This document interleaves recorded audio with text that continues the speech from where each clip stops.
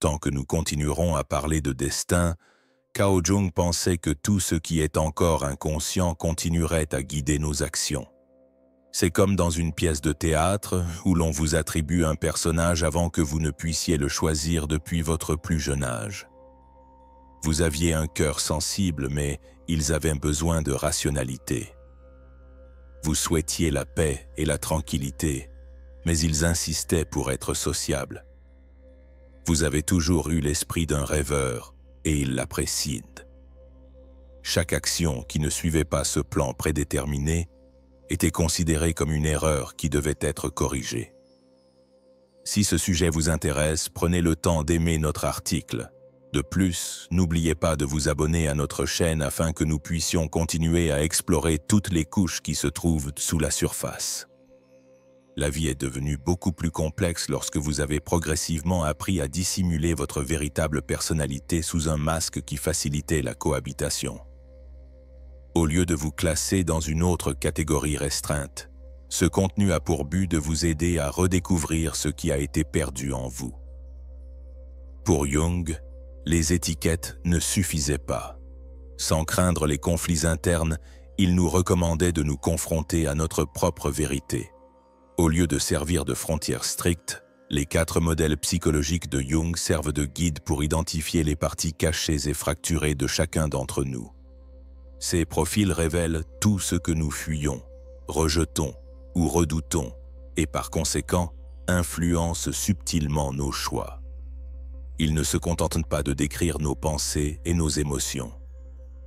C'est précisément ce que propose cette vidéo. Une pause courageuse et un défi pour explorer des domaines intérieurs inconnus. Elle ne promet ni raccourci ni solution préfabriquée.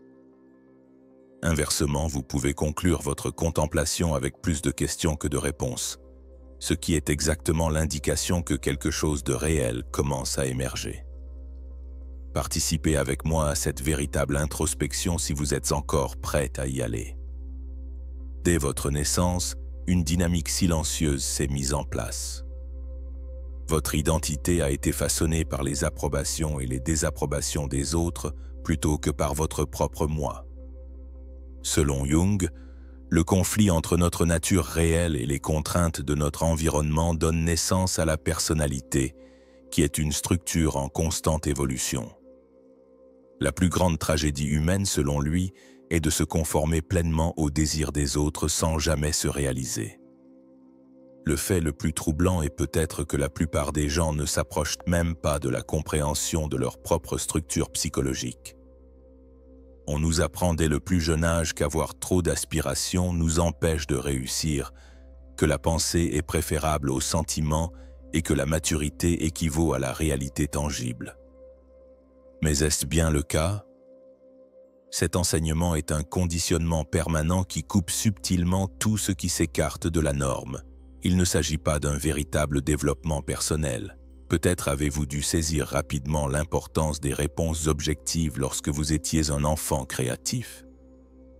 Il est possible que vous ayez été informé que votre sensibilité émotionnelle intense ne correspondait pas à une posture appropriée, quel que soit votre sexe.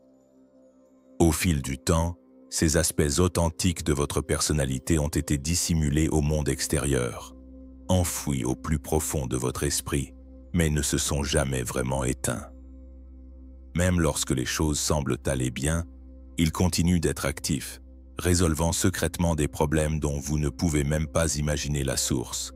Relations tendues, obstacles internes et ce malaise persistant. Le point crucial et douloureux est que plus vous vous conformez au rôle que le monde extérieur vous oblige à jouer, plus vous vous éloignez de ce qui pourrait nourrir votre âme. Ce caractère extérieur, que Jung appelait « persona », est un masque social qui est utile pour se déplacer parmi les gens, mais qui peut être nuisible s'il est confondu avec nos caractéristiques réelles. Au lieu de disparaître, ce que nous nous cachons à nous-mêmes refait surface sous la forme d'une force mystérieuse qui semble être notre destin. Cela doit nous préoccuper car cela montre que de nombreuses décisions ne sont peut-être pas vraiment les nôtres, mais plutôt le résultat de nos tentatives inconscientes d'éviter des réalités désagréables. La fatigue fréquente peut être le résultat d'un conflit interne avec notre moi inné. Il peut être difficile de reconnaître cette architecture dans votre vie, mais il peut être encore plus difficile de réaliser que vous pouvez modifier cette dynamique en tant qu'adulte. Pouvez-vous découvrir l'identité de la personne qui porte ce masque? Vous est-il arrivé d'être entouré de gens et de ressentir une étrange fatigue? Ou bien avez-vous constaté que de longues périodes de solitude sapent votre vitalité au lieu de la reconstituer? Selon Jung, l'introversion et l'extraversion ne sont pas seulement des traits de caractère manifestes. Ce sont des manifestations subtiles de l'énergie psychique. L'introverti puise sa force dans son monde intérieur d'idées et de pensées. Silence à l'extérieur, vitalité frénétique à l'intérieur. À l'inverse, l'extraverti recherche des relations suivies avec les gens et les circonstances et se sent épanoui en échangeant de l'énergie avec le monde extérieur. Cependant, il faut garder à l'esprit que personne n'est uniquement l'un ou l'autre. En plus de notre tendance première, nous abritons aussi secrètement la polarité opposée. Souvent, dans les moments difficiles, c'est notre côté secret qui explose. Un introverti qui fuit le monde extérieur court le risque de devenir profondément solitaire, tandis qu'un extraverti qui ne regarde jamais à l'intérieur vit dans une superficialité perpétuelle. Considérons les mondes intérieurs et extérieurs comme deux rives divisées par un fleuve. Nous négligeons l'autre si nous restons constamment sur la même rive, laissant des aspects importants de nous-mêmes s'estomper ou disparaître. Jung a souligné la nécessité de faire un effort conscient pour équilibrer nos tendances innées. Les personnes qui sont principalement introspectives doivent apprendre à communiquer afin d'éviter d'être trop isolées. Les personnes qui vivent leur vie en recherchant constamment des stimuli courent le risque de s'épuiser et ont donc besoin de temps pour réfléchir. Cependant, tout est compliqué dans le monde moderne. Si vous vous identifiez comme introverti, vous risquez de passer pour quelqu'un de distant, de fermé ou de trop timide. Le fait d'être extraverti implique que vous êtes superficiel, irritable, voire gênant. Ces désignations peu convaincantes occultent des aspects importants de notre complexité réelle. Notre véritable identité est niée par cette réduction culturelle. Les extravertis sont toujours poussés au calme, tandis que les introvertis sont poussés à être grégaires et engageants. En fin de compte, peu de personnes sont vraiment à l'aise avec elles-mêmes. La dure réalité est que vous avez peut-être vécu une grande partie de votre vie en essayant de vous adapter à l'histoire de quelqu'un d'autre en jouant un rôle que vous n'avez pas choisi. Posez-vous honnêtement la question, dans la réflexion silencieuse ou dans les interactions sociales, où se trouve votre moi authentique?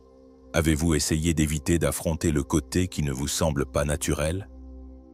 Une véritable transformation se produit lorsque vous choisissez de passer intentionnellement au côté ignoré de votre activité, en plus de réaliser votre mode de fonctionnement principal. Imaginez maintenant vos pensées comme une maison de 4 pièces. Depuis votre plus jeune âge, on vous apprend à vous installer dans la pièce la plus sociable et la plus éclairée. Mais vous n'allez pratiquement jamais dans les 3 autres pièces, peut-être parce que vous ne savez pas qu'elles existent, ou parce que vous avez peur d'essayer de nouvelles choses. Selon Carl Jung, la pensée, le sentiment, la sensation et l'intuition sont les 4 principales façons dont les gens voient et comprennent le monde. Les perceptions et les décisions de chaque personne sont influencées par l'une de ces fonctions les plus actives et les plus dominantes. La pensée est objective et vise la clarté, la cohérence et la logique. Les personnes qui maîtrisent cette fonction organisent généralement les choses de manière logique, bien qu'elles puissent être submergées par des sentiments compliqués. Le sentiment donne la priorité à l'empathie et aux principes moraux. Les personnes qui suivent cette fonction ont un sens aigu de leur environnement, mais dans des situations trop rationnelles, elles peuvent se sentir étouffées. La sensation met l'accent sur le tangible, le présent et l'utile. Bien que réaliste et méticuleuse, Les personnes sensibles ont parfois du mal à voir au-delà du tangible. À l'inverse, l'intuition voit au-delà des manifestations extérieures et se tourne vers le potentiel, le symbolique et l'abstrait. Bien qu'elles perçoivent des possibilités cachées, les personnes intuitives se sentent souvent détachées du présent. Les personnes qui suivent leur intuition ont souvent du mal à articuler ou à mettre en pratique leur perception. C'est comme si elles vivaient dans un futur qui ne s'est pas encore matérialisé. En outre, il existe 2 façons d'exprimer ces 4 fonctions primaires, l'introversion et l'extraversion. Il en résulte 8 façons fondamentales de vivre et de voir le monde, qui donnent naissance à 8 manières distinctes d'être. Par exemple, une personne peut être un penseur qui se perd toujours dans l'introspection ou qui se concentre sur le monde extérieur et tente d'organiser rationnellement tout ce qui se trouve dans son environnement immédiat. Vous pouvez être une personne sensorielle qui est fortement attirée par le monde extérieur et qui agit toujours immédiatement. Ou vous pouvez être un intuitif introspectif qui interprète continuellement des indices que d'autres ne voient pas dans le calme apparent. L'essentiel, cependant, est que chacun puisse donner le meilleur de lui-même. Votre esprit fonctionne comme les musiciens d'un orchestre, mais généralement un seul instrument occupe le devant de la scène tandis que les autres sont ignorés, silencieux et à peine entendus. Cela entraîne un déséquilibre. Les personnes qui ont une forte tendance à penser peuvent ignorer leurs sentiments et passer à côté de relations importantes. Même lorsqu'elles se débattent avec des questions pratiques de base, les personnes très perspicaces flottent souvent dans des abstractions intéressantes. Lorsque la sensation est la seule source d'orientation, les gens peuvent s'enliser dans le quotidien et réfléchir rarement aux aspects les plus profonds de la vie. Pire encore, les qualités rejetées ne disparaissent pas. Elles restent simplement invisibles. Les recoins secrets de votre personnalité deviennent de plus en plus comme une prison invisible au fur et à mesure que vous évitez de les affronter. Selon Jung, la clé du développement personnel se trouve dans notre fonction inférieure, celle que nous ignorons le plus. Le secret d'une véritable intégration se trouve dans cette région sous-utilisée. Mais pour y parvenir, il faut avoir le courage de se confronter à ce que l'on a évité pendant des années. Nous pourrions peut-être nous demander « Quelle partie de moi ai-je laissée derrière moi pour devenir ce que je suis aujourd'hui ?»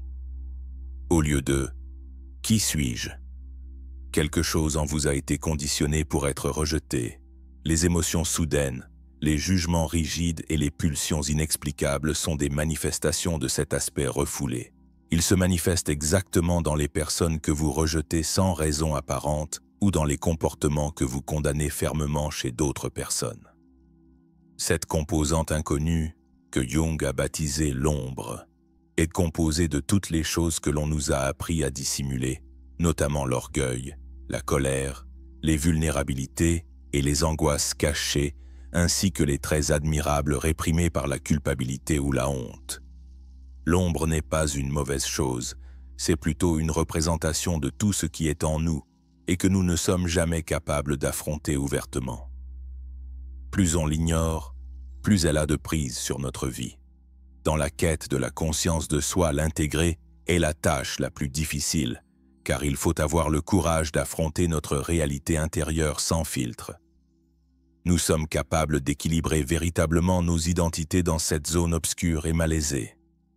Si vous êtes une personne logique et rationnelle, vous pourriez avoir besoin d'embrasser davantage vos sentiments. Si vous êtes une personne concrète, vous devrez peut-être valoriser davantage l'abstrait.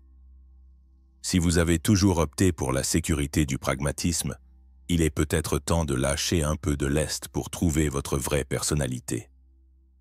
L'examen approfondi de ces domaines négligés déclenche une véritable révolution intérieure. Vous avez peut-être cru toute votre vie vous connaître parfaitement, mais vous avez découvert que vous ne vous voyez que sous un seul angle.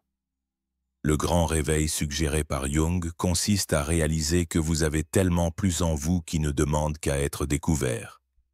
Maintenant, Demandez-vous honnêtement, qu'est-ce que j'ai oublié en moi? Quelle capacité, quelle émotion ou quel rêve ai-je sacrifié pour apaiser les autres ou répondre à des normes imméritées? Chaque pas que nous faisons vers l'inconnu en nous évoque un malaise, une incertitude, voire une peur. Pourtant, c'est précisément dans ce domaine que se trouve le plus grand potentiel de transformation. Bien que la véritable intégration soit un processus difficile, elle offre honnêteté et liberté. Elle vous permet de découvrir enfin votre moi complet sans avoir à dissimuler aucun aspect de votre identité. Acceptez que chacune de ces 4 capacités, la pensée, le sentiment, la perception et l'intuition, soit vitale pour votre existence et reconnaissez leur importance. Aucune n'est meilleure et aucune n'est inutile. Elles complètent et enrichissent votre expérience lorsqu'elles sont équilibrées ensemble. La vie implique un mouvement continu entre les opposés plutôt qu'un chemin linéaire.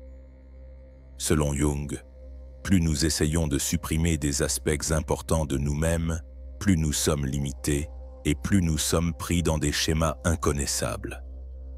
Essayez de voyager intentionnellement entre ces 2 extrêmes à partir de ce moment-là. Ouvrez vos pensées à des espaces jusqu'alors inexplorés.